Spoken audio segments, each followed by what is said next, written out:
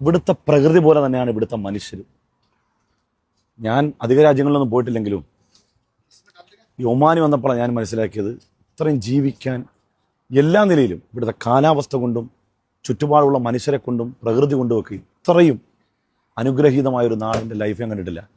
നമ്മൾ കേരളം പോലെ എന്നല്ല പറയേണ്ടത്, ഒരുപടി കേരളത്തെക്കാൾ മുന്നിലാണെന്ന് പറയും. ഞാനിപ്പോൾ ഉദാഹരണം പറഞ്ഞാലേ, ഇവിടുത്തെയൊക്കെ പച്ചക്കറി നിങ്ങൾ ശ്രദ്ധിച്ചാൽ മതി. നമ്മുടെ നാട്ടിൽ വെണ്ടക്കയുണ്ട്, വഴുതനങ്ങയുണ്ട്, പക്ഷെ പച്ചക്കറിയൊക്കെ ഭയങ്കര ഫിനിഷിംഗ് ആയിരിക്കും, കാണാൻ ഭയങ്കര ഫിനിഷിങ്ങാണ്. അടിപൊളി സ്ഥലം. ഈ മനുഷ്യരുടെയൊക്കെ ഒരു സ്നേഹമേ.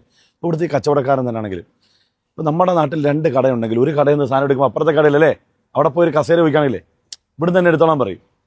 അദ്ദേഹം നമ്മൾ നിന്ന് കുടിക്കാതിരിക്കാൻ വേണ്ടി കസേര കൊണ്ട് തരികയാണ്. എന്ത് സ്നേഹമുള്ള മനുഷ്യർ! ഇവിടുത്തെ ഫലഭൂഷ്ടമായ